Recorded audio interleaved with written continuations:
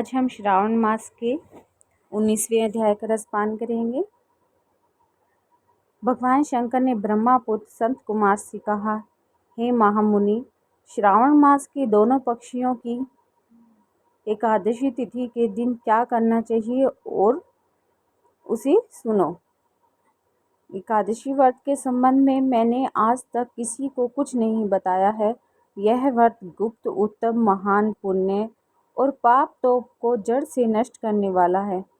श्रावण मास में किए जाने वाले पापों का नाश करने वाला तथा सब व्रतों में उत्तम है। यह पवित्र एकादशी का व्रत है। दशमी के दिन प्रातः स्नान कर गुरुदेवों की आज्ञा से वेद वेता, पुराण ज्ञाता, जितेंद्रिय ब्राह्मणों का पूजन करना चाहिए। भगवान विष्णु का 16 उपचारों से पूजन करना चाहिए। उनसे प्रार्थना करें, हे पुंडरीकाक्ष, मैं दूसरे दिन आने वाली एकादशी का निहार कर व्रत करना चाहता हूँ। आप मेरी रक्षा करें।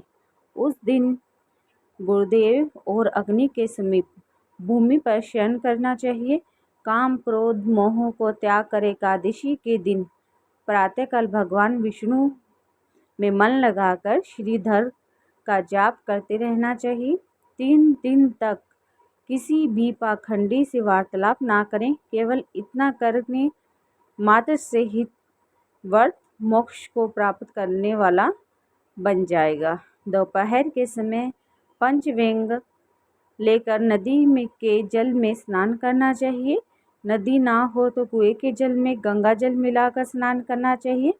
भगवान सूर्य को नमस्कार करके भगवान विष्णु की शरण में जाकर वर्ण के अनुसार सब कार्य करके अपने घर को वापस लौटना चाहिए।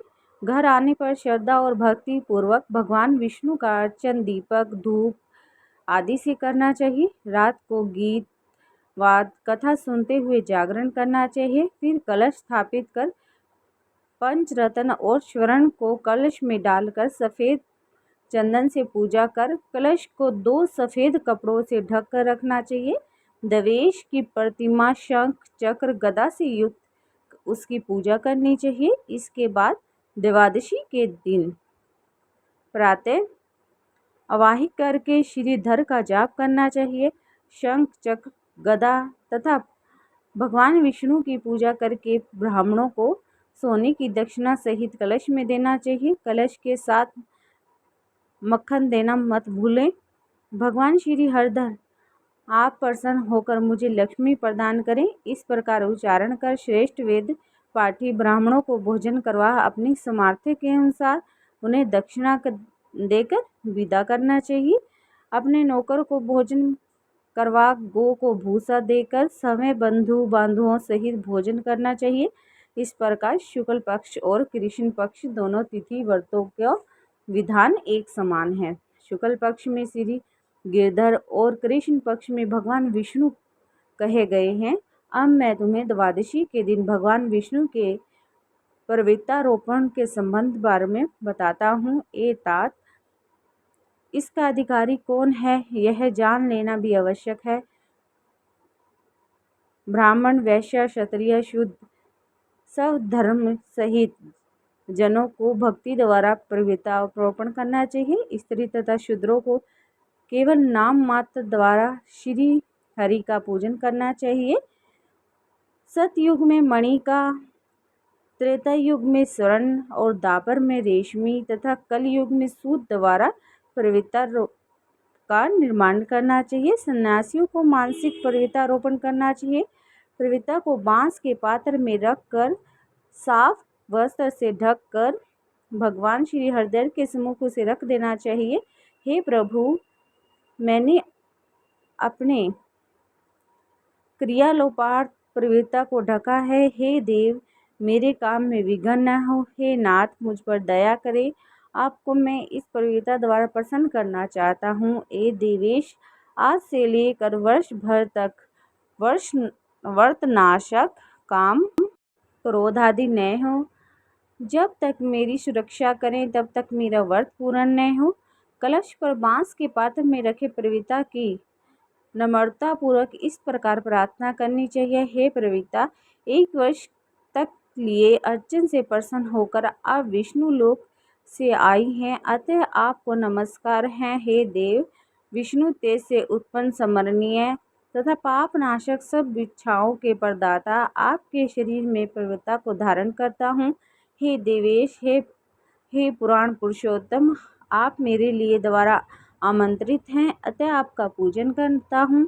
आपको नमस्कार है। हे देव, कल प्रातः आपके निमित्त इस पवित्रता को अर्पण करूँगा। इसके बाद पुष्पांजलि देकर रात्रि में जागरण करना चाहिए।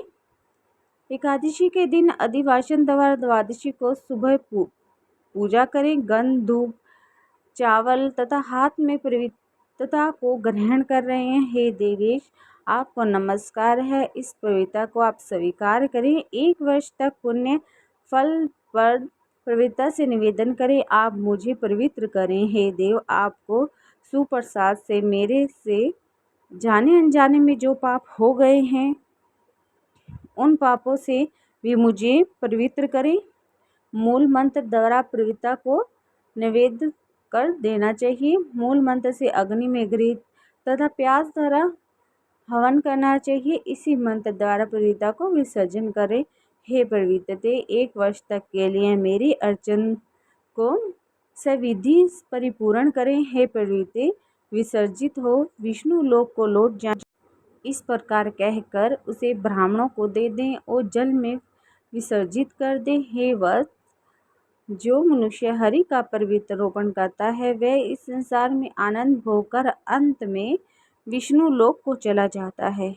अगर आपको हमारी यूट्यूब चैनल की कथाएं अच्छी लगें तो प्लीज़ हमें कमेंट में ज़रूर बताइएगा और हमारे चैनल को बहुत सारा प्यार दीजिएगा। ओम नमः शिवाय। ओम नमः शिवाय।